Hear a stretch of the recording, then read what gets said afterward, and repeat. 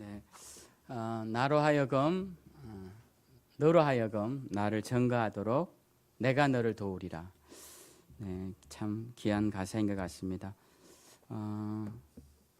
오늘 또 말씀하고도 연결되는 말씀인데 우리의 삶의 목적, 또 찬양의 목적, 예배의 목적, 이 모든 것이 주님의 뜻에 맞추어진, 주님이 무엇을 원하는지 그것에 맞추어진 예배와 삶이 되어야 될 것입니다. 거기에 오늘 찬양의 주요 메시지가 있는 것 같고, 저도 오늘 그러한 내용으로 지혜로운 삶이라는 제목으로 말씀을 함께 나누고자 합니다.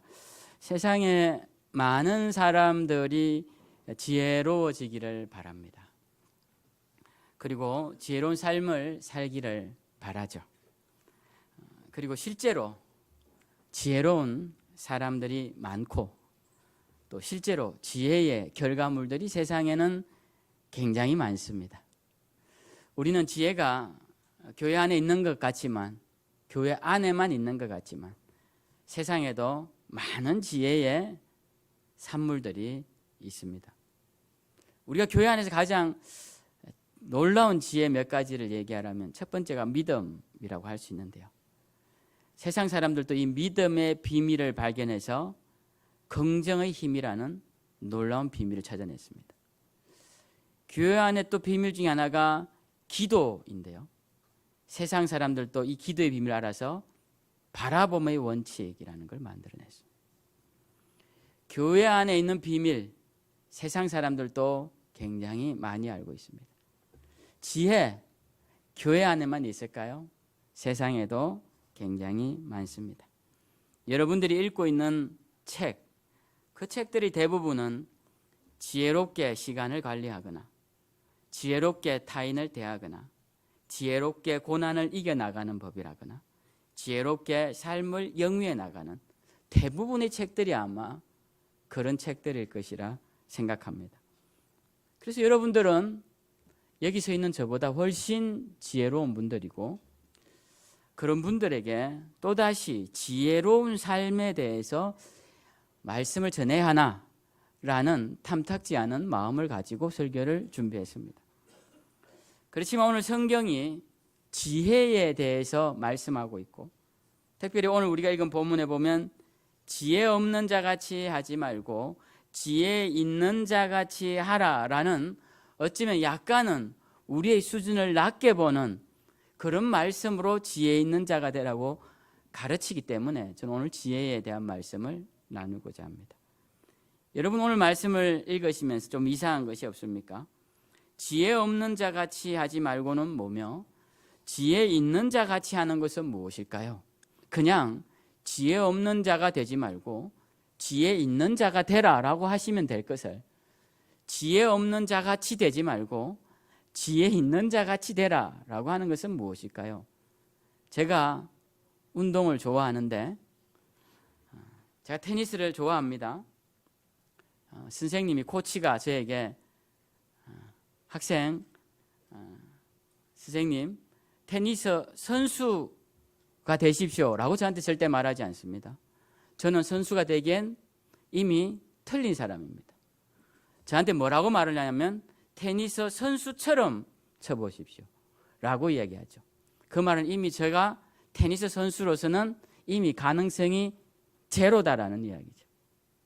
여러분, 지혜 있는 자처럼 되라라는 말은 그런 맥락에서 여러분 지혜 있는 자까지 될 필요는 없이 적어도 지혜 있는 자처럼이라도 행동을 해보십시오, 이런 의미입니다.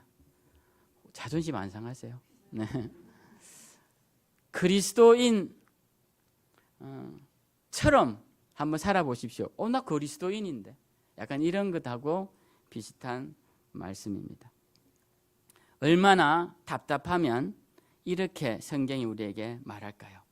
지혜 있는 자까지는 바라지 않을 테이니 제발 지혜 있는 자처럼이라도 흉내 내면서라도 한번 살아보라라고 말씀을 하시는 것은 우리가 그만큼 지혜 없는 삶을 살고 있기 때문에 그렇다라는 것입니다. 그렇기 때문에 오늘 성경이 우리에게 왜 우리가 지혜가 없고 지혜 있는 자처럼 사는 것은 어떤 것인지 뭐라고 말씀하는지 우리는 오늘 성경의 관점에서 세상적인 관점이 아닌 오늘 본문의 관점에서 지혜 있는 삶에 대한 내용을 함께 나누어 보고자 합니다. 에베소서는 지혜로운 삶은 첫 번째 세월을 아껴야 한다라고 가르쳐주고 있습니다. 16절에 세월을 아끼라 때가 악하니라 기도 시간에도 말씀을 하셨는데요. 우리가 잘 아는 말씀이죠. 세월을 아끼라.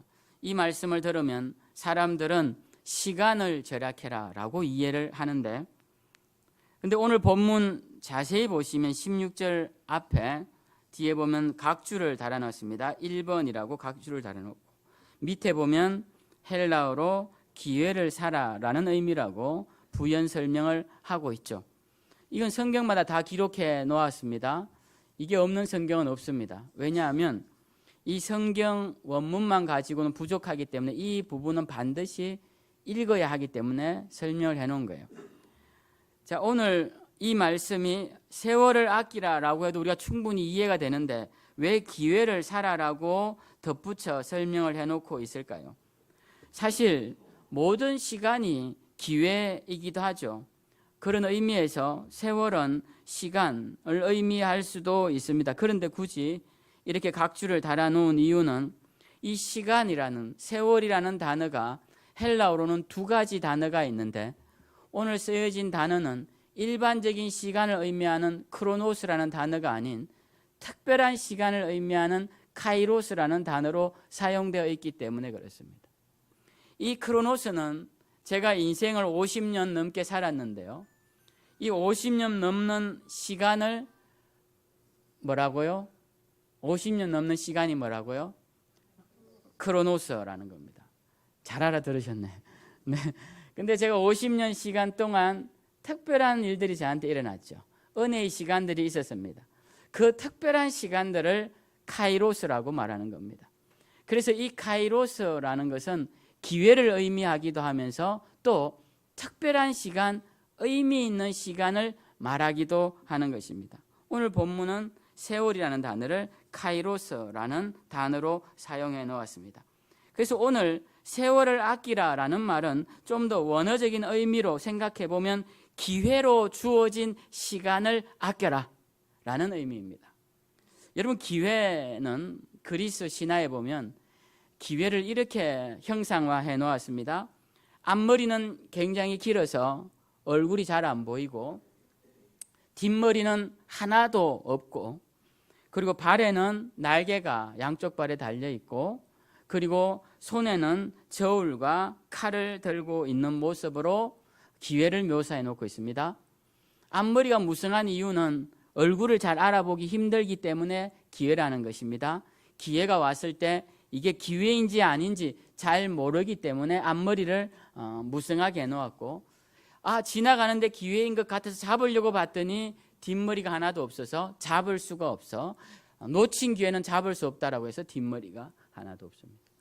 발에 날개가 달린 것은 순식간에 지나가기 때문에 발에 날개가 달려 있고 기회인지 아닌지 잘 판단하라고 해서 한 손에는 저울을 들고 있고 기회라 싶으면 칼처럼 단방에 잡아라라고 해서 칼을 들고 있다고 합니다. 이 형상은 기회가 갖고 있는 속성에 대해서 표현하기 위해 이것저것을 다 갖다 붙인 모양이죠. 이처럼 기회라는 것은 흔하지 않은 시간입니다. 잡기 어려운 것입니다. 그리고 자주 오지 않죠. 저는 기회를 표현하는 적당한 말이 무엇일까 생각해 봤을 때 기회는 때에 맞는 시간이다 이런 생각을 합니다. 물론 때도 시간이지만 그 때에 맞는 시간이 저는 기회다. 예를 들면 공부할 수 있을 때 그때는 공부할 기회인 것이죠. 만학도가 되어서 나이가 들어서 공부를 시작하면 젊을 때 학습량과 비교되지 않을 만큼 더딥니다. 일할 수 있을 때 일하는 시간, 이미 이제 일할 수 없는 몸과 나이가 되면 일을 하고 싶어도 할 수가 없습니다. 운동할 수 있을 때 운동을 해야 운동선수로서 성장할 수 있겠죠. 농부의 비유를 한번 해봅시다. 씨를 뿌려야 할 때 그 봄에 씨를 뿌려야 그때가 기회인 것이죠. 만약 이때를 놓치면 나머지 계절에는 씨를 뿌리기가 어렵습니다. 만약 우리가 봄을 맞이했다면 그때 씨를 열심히 뿌려놓고 그 다음은 좀 쉬어도 됩니다. 그렇지만 기회의 시기가 왔을 때는 열심히 해야 되죠. 이처럼 때에 맞는 시간이 저는 기회라고 생각합니다. 기회를 놓치면 훨씬 어렵습니다.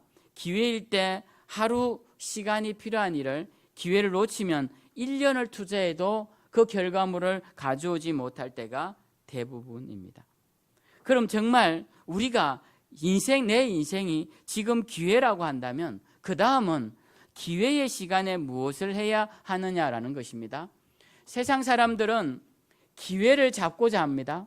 근데 그 기회를 잡아서 그 다음 뭘 할지를 잘 모릅니다. 우리 그리스도인들도 기회는 주어지는데 그 기회를 통해 뭘 할지 잘 모르는 경우가 많습니다. 봄의 시간이 왔습니다. 그게 내 인생의 기회입니다. 그러면 그때는 씨를 뿌려야 하겠죠. 가을의 시간이 왔습니다. 내 인생의 기회가 왔어요. 그때는 거두어야 할 것입니다. 이를 거꾸로 하면 안 될 것이죠.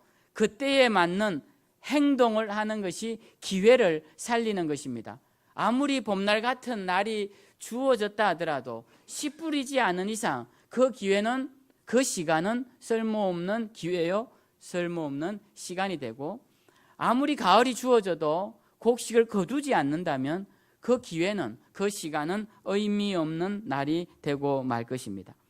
그래서 성경은 우리에게 기회를 잘 찾아 세월을 아끼라고 말을 합니다. 그러면서 그 아낀 세월을 가지고 뭘 할 것이냐를 설명하는데 17절에 이렇게 말씀하세요. 그러므로 어리석은 자가 되지 말고, 지혜로운 자가 되라는 것이죠. 그 지혜로운 자가 되기 위해 오직 주의 뜻이 무엇인가 이해하라라고 말씀을 하고 있습니다. 어리석은 삶을 살지 않으려면 여러분 무엇을 해야 될까요? 주님의 뜻을 이해해야 할 것입니다. 성경에서 말하는 지혜는 주님의 뜻에서 나오는 것을 말합니다. 주님의 뜻이라고 말할 때 우리는 우리의 신분이 주님의 것이 되는 그 신분이 된다는 것을 우리는 기억해야 합니다. 자, 주님이라고 부르는 순간 우리는 주님의 종이요, 주님의 일꾼이요, 주님의 신하인 것이죠. 전에도 말씀드린 대로 우리가 그 사람을 어떻게 부르느냐에 따라서 그와 나의 관계가 정리된다고 말씀을 드렸습니다. 우리 애들이 저한테 아빠라고 부를 때 사람들이 보면서 저 두 사람은 부자 관계구나. 어떤 여인이 남자에게 여보라고 부르는 순간 저 두 사람은 부부 관계구나. 어떤 아이가 할머니라고 부르는 순간 저기는 조손 관계구나 라는 관계가 호칭으로 인해 정립되는 것입니다. 여러분, 우리가 주님이라고 부르죠. 예수님을 주님이라고 부를 때 그분은 나의 주인이라는 뜻입니다. 그분을 나의 주인이라고 부르는 순간 우리는 그의 종이다라는 것입니다. 여러분, 지혜는 어디서 나오느냐면요, 내가 누군지를 아는 데서 지혜가 나옵니다. 내가 저와의 관계가 어떤지를 알 때, 그 관계에 맞게 행동할 때 그 사람에게 지혜가 나오는 것입니다. 그렇지 않습니까? 우리가 주님을 주님이라고 불렀습니다. 예수님을 주님이라고 불렀으면 우리는 주님으로 모신 종으로서 내 정체성을 헤아려서 종으로서 올바로 사는 것이 지혜로운 자의 모습입니다. 가장 지혜로운 종, 지혜에 대해 말씀을 드리니까 가장 지혜로운 종은 어떤 종입니까? 힘이 센 종입니까? 머리가 좋은 종입니까? 그렇지 않습니다. 가장 지혜로운 종은 주인의 뜻을 잘 헤아리는 종입니다. 그래서 참 더운 여름날에 시원한 얼음 냉수같이 주인의 마음을 시원하게 해주는 종이 지혜로운 종입니다.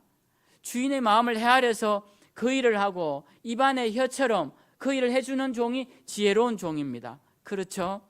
우리가 집을 지을 때 사람을 고용해서 집을 짓습니다. 그 사람에게 이렇게 이야기해요. 나는 남쪽으로 창을 크게 내주십시오. 해가 들어오는 것이 좋고, 그리고 따뜻한 겨울에는 햇빛을 많이 보고 싶습니다 라고 이야기를 했는데, 이 사람이 자기 마음대로 창을 북쪽에다가 크게 내놓고 남쪽으로 벽을 쳐버렸다면 그 사람이 아무리 좋은 기술자라 하더라도 그 사람은 미련한 사람입니다. 주인의 말, 주인의 마음, 그리고 이를 청탁한 사람의 마음을 헤아리지 못하고 자기 마음대로 하는 사람은 어리석은 사람이죠. 그에게 품삯을 주지도 않을 뿐더러 그런 사람은 다시는 고용하지 않을 것입니다. 우리가 지혜롭냐 그렇지 않느냐라는 것은 우리의 신분이 무엇이냐가 1차적으로 중요하고, 우리가 주님의 종이라는 신분을 올바로 인식했다면 우리가 주님의 뜻을 얼마나 알고 있느냐 그렇지 않느냐에 따라서 그 사람이 지혜 있느냐 지혜 없느냐를 가름할 수 있다는 것입니다. 우리 주님은 남으로 창을 내시고 싶어 하시는데 우리는 북쪽으로 벽을 뚫고 있다면 그것은 지혜로운 삶이 아니라는 것이죠. 우리가 신앙인으로서 지혜로우냐 그렇지 않느냐는 그가 주님의 뜻을 얼마나 알고 있느냐 그렇지 않느냐에 달려 있다고 해도 과언이 아닐 것입니다. 그래서 우리는 늘 나를 향하신 주님의 뜻이 무엇일까를 생각해야 합니다. 나를 향하신 주님의 뜻이 무엇일까? 그런데 주님의 뜻과 무관하게 내가 무엇을 먹을까, 무엇을 마실까, 무엇을 입을까, 무엇을 하여 나를 즐겁게 할까라는 것을 생각하고만 산다면 그러한 사람들을 성경은 이방인의 삶이라고 말씀하고 그들은 주님과 상관없는 사람들이라고 주님이 말씀하셨습니다. 그래서 우리가 예수 그리스도를 우리의 주인으로 모신다면 우리는 늘 무슨 생각을 해야 되냐면 내 삶이 주님의 뜻에 맞추어 어떻게 살까를 생각하시면 됩니다. 여러분 지금 삶에 어려움이 있으시다면 그 삶의 문제에 자꾸 빠져서 그것만 생각하지 마십시오. 그것이 좋은 것이 아닙니다. 내 삶의 문제를 계속 생각하는 것이, 주님 이 문제를 해결해 주십시오라고 기도하는 것이 건강한 신앙인의 모습 같지만 그렇지 않습니다. 여러분 저는 바둑을 잘 못 둡니다. 바둑을 잘 못 두지만 바둑을 이렇게 설명하는 사람들 이야기를 들으면 싸움이 일어난 곳에서 계속 싸움을 하는 사람은 하수입니다. 싸움을 하는 곳을 놔두고 다른 곳에 더 중요한 자리에 요 몇 집 따는 것보다 더 큰 집을 딸 수 있는 자리에 놔둡니다. 그러면 하수는 그 몇 개를 따먹을 거라고 자기 자리에 또 수를 둡니다. 그때 이 사람은 이걸 포기하고 더 많은 것을 두죠. 여러분 인생의 문제는 어디서 활로가 열릴 줄 모릅니다. 우리가 주님 앞에 신앙을 가진 사람들은 이런 마음으로 살아야 합니다. 문제에 계속 매몰되어서 주님의 뜻과는 무관하게 내 뜻만 생각하는 사람, 내 문제만 생각하는 사람, 내 어려움만 생각하는 사람, 그런 사람들의 문제와 어려움은 잘 해결되기 어렵습니다. 그럴 때 우리는 무엇을 생각해야 되느냐? 주님이 나에게 원하시는 것은 무엇일까? 내가 지금 비록 어려운 지경에 있지만 이 상황에서 주님이 나에게 원하시는 것이 무엇일까?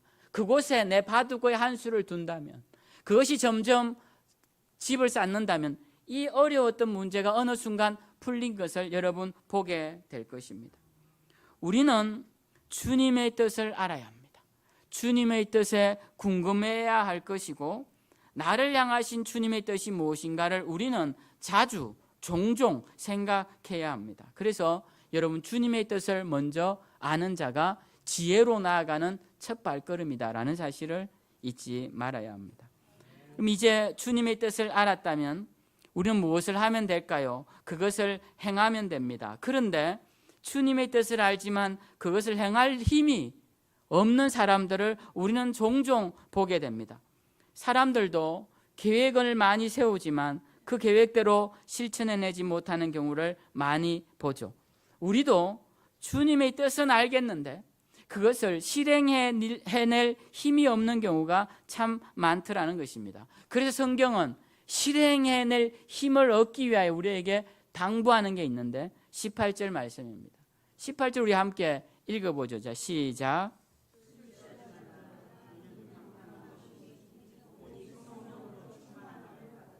여러분, 술 취하지 말아야 합니다. 이 말이 왜 중요하냐면요, 우리는 술 취하지 말라고 하니까 술만 마시지 말라로 이해하는 경우가 많은데 그렇지 않습니다. 이 말씀은 우리가 취해서 살아가는 모든 방탕한 것들, 중독적인 세상적인 모든 것들을 지칭하는 말이지 술만을 의미하는 것이 아니라는 것입니다. 술 취하지 말라고 했으니까 마약은 괜찮습니까? 도박은 괜찮습니까? 중독적인 다른 행동들은 괜찮습니까?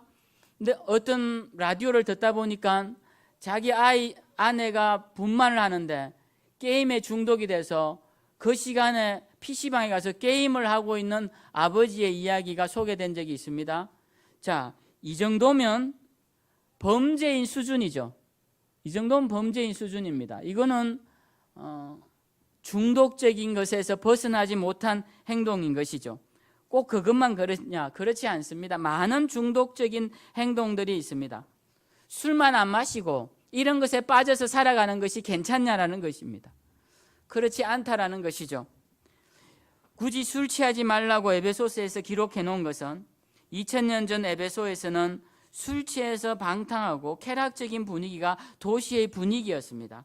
그러니까 술 취하는 것에서부터 쾌락이 시작되던 시대였어요. 그러니까 술 취하지 말라는 것이지 그 속엔 많은 것이 포함되어 있습니다. 오늘날 언어로 이것을 재해석해 보겠습니다. 물론 제 말이지만 저는 이렇게 봅니다. 술 취하지 말라는 우리의 시간을 송두리째 날려버리는 모든 중독적이고 비이성적이며 비도덕적인 행위 전체를 의미한다라고 저는 생각합니다. 여러분, 단순히 술 한 잔 먹는 것, 알코올 1% 들어간 것 먹어서 큰일 났네, 그러실 필요 없습니다. 여러분, 알코올 몸이 안 좋은 분들 알코올 한 잔 드시고 주무셔도 됩니다. 제가 이랬다고 또 오늘부터 드시지 마시고 그냥 그런 본질적인 의미라는 것입니다.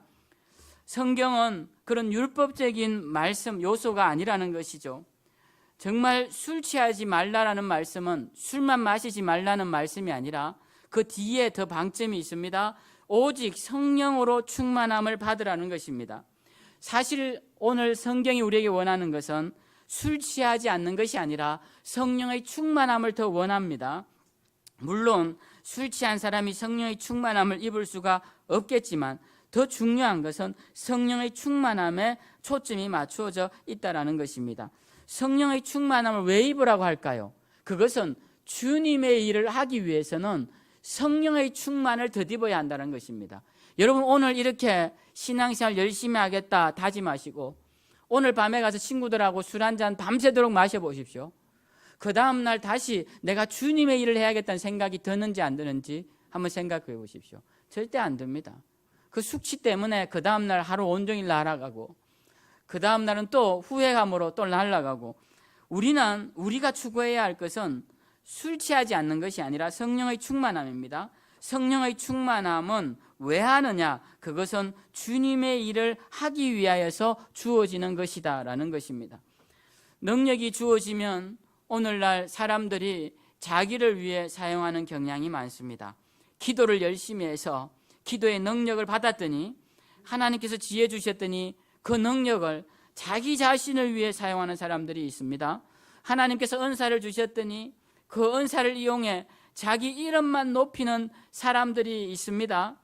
성령의 능력은 어디서 나타나느냐 하면 그 모든 일의 결과를 통해 누구의 이름이 높아지느냐라는 것입니다. 여러분, 죽은 사람 벌떡벌떡 일어나고 병든 사람 일어난다고 다 성령의 역사라고 믿지 마십시오. 악한 영들의 역사도 죽은 자도 살리고 병든 자도 일으키고 온갖 일들을 다 합니다. 몸에 금가루도 뿌리고 몸의 이도 금리로 바뀌고, 저도 직접 사진으로 봤습니다. 금리로 바뀐 사람. 여러분, 이런 일들이 많이 일어납니다. 그러니까 그러한 일들로 인하여서 성령의 충만함을 분별할 수 있는 것이 아니라 성령의 충만함은 오직 그 열매로 알 수 있을진데 성령의 역사는 반드시 예수 그리스도의 이름을 높이는 것입니다. 혹시 누가 자기의 이름을 높이는 일에 이 일을 쓴다면 그에게는 악한 영이 씌인 것입니다. 우리는 그렇게 분별해내는 것입니다. 그만한 목소리로 목에 힘을 주고 마치 자기가 하나님의 대언자인 것처럼 말하면 그에게는 광명한 천사로 가장한 사탄의 영이 씌인 것입니다. 그렇게 분별하는 것입니다. 성령의 충만함은 오직 주님의 마음을 헤아려서 주님의 일을 하기 위해 주어지는 것입니다. 그래서 우리는 성령 충만을 받아야 합니다. 성령 충만을 받지 않으면 주님의 일을 하기가 어렵습니다. 금방 마음이 작심삼일이 되어 주저앉아 버립니다. 세상 염려가 조금 날라오면 사명은 내팽개치고 세상 가운데 가 있는 이유가 성령의 충만함이 없기 때문에 그렇다라는 것입니다. 그러면 성령의 충만은 어떻게 받느냐? 오늘 이 말씀만 하고 말씀을 마치겠습니다. 사도행전 2장 38절에 보면 성령 충만을 사모한 이에게 베드로가 이렇게 말을 합니다. 너희가 회개하여 각각 예수 그리스도의 이름으로 침례를 받고 제사함을 받으라. 그리하면 성령의 선물을 받으리니 라고 말씀합니다. 베드로가 복잡하게 말하지 않습니다. 성령의 선물은 회개하는 것이다 라고 말씀합니다. 회개하고 예수 그리스도를 믿는 것이다 라고 말씀합니다. 그리고 누가복음 11장 13절에 예수님이 이렇게 말씀하세요. 너희가 악할지라도 좋은 것을 자식에게 줄 알거든 하물며 너희 하늘 아버지께서 구하는 자에게 성령을 주시지 않겠느냐라고 말씀합니다. 성령을 받는 방법이 나옵니다. 두 가지가 나옵니다. 회개하고 간구하는 자에게 성령이 주어진다라는 것입니다. 회개해야 합니다. 제가 회개를 강조하면 어떤 사람들은 회개 오늘 또 하고 내일 죄짓고 모레 또 하고 그런 회개 계속해야 합니까? 나중에 한번 날 잡아서 1년에 한 번씩 회개하고 이렇게 하면 되지 않겠느냐라는 생각을 하시는데요. 제가 말씀드린 이 회개는 우리가 저지르는 수많은 죄들에 대한 회개가 아니라 여러분들이 예수 그리스도를 믿고 내 방향을 틀겠다고 하는 그 첫 번째 회개를 말씀드리는 겁니다. 여러분, 우리가 인생의 길을 걸어갑니다. 그동안 내 인생의 길은 여리고로 가는 길이었습니다. 그런데 주님을 만났어요. 주님을 만나서 이제 나는 예루살렘으로 올라가겠습니다 하고 방향을 틀 때 그때 주님, 지금까지 여리고를 향해 살았던 내 모든 삶의 제목들을 주님 앞에 회개합니다 라고 하는 회개를 말씀드리는 거예요. 그 회개는 뭐가 달라지느냐? 방향이 바뀝니다. 여리고로 가던 길이 이제 예루살렘으로 향해 바뀌게 되는 겁니다. 그래서 사람들은 그걸 터닝 포인트라고 말합니다. 내 몸의 방향을 바꾸는 것입니다. 자, 그때부터는 회개가 달라집니다. 이때부터 하는 회개는 나 예루살렘으로 가는 길에서 하는 회개입니다. 가다가 넘어질 수 있어요. 그렇지만 일어나서 한 걸음 내딛으면 그만큼 하나님의 산에 가까워진 회개입니다. 그 회개는 나중 회개이고, 지금 여러분에게 말씀드리는 성령을 충만하게 받는 회개는 내 인생의 방향을 바꾸는 회개예요. 여러분, 인생의 방향을 바꾸셨습니까? 바꾸시지 않으셨다면 지금 회개하시고 방향을 바꾸셔야 합니다. 그래야 성령 충만한 삶을 살 수 있어요. 내가 여전히 세상적인 쾌락과 세상적인 성취와 세상적인 물질을 추구하기 위한 목적을 가지고 살아가면서 성령 충만함을 받기 위해 내가 뜨겁게 찬양한다고, 뜨겁게 기도한다고, 방언으로 기도한다고, 그래서 성령 충만 되는 것은 아니라는 것입니다. 여러분, 방언하는 사람들 중에 악한 자들이 얼마나 많은지 모릅니다. 예언하는 자들 중에 거짓 영의 시인자들이 얼마나 많은지 몰라요. 주님 앞에 뜨겁게 두 손 들고 찬양하며 울며 찬양하던 자들 중에 엄란하게 죄짓고 넘어지는 자들이 얼마나 많은지 말할 수 없이 많습니다. 그러니까 우리가 어떻게 살아야 하느냐? 우리의 삶의 목적과 방향을 바꾼 뒤에 그 다음에 내 죄를 회개하고 그때 성령의 충만함을 사모하는 회개의 기도를 해야 하고 그 사모함을, 은사를 사모해야 한다는 것입니다. 방향이 바뀌지 않으면 나에게 주어진 모든 은사가 내 영광을 위해 사용되기 때문에 그렇습니다. 우리는 삶의 방향을 바꾸는 회개를 해야 합니다. 그 회개를 통해 성령 충만함을 잊게 되고, 성령 충만함을 잊게 되면 그 힘 가지고 주님의 일을 하게 되고, 그래서 주님의 뜻을 따라 주님의 일을 할 때 그때 우리를 주님은 뭐라고 말씀하시냐면 지혜로운 종이라고, 지혜로운 삶을 사는 자라고 그렇게 말씀해 주신다라는 것입니다. 그래서 이 말씀 기억하시고 여기 우리 모두는 다 지혜로운 삶을 사셔서 주님 앞에 신실한 청지기의 삶을 사셔서 주님께 기쁨을 드리고 우리도 남은 시간이 가치 있고 의미 있는 복된 삶을 다 살아내시는 저와 여러분들이 다 되시기를 주님의 이름으로 축원드립니다. 우리 다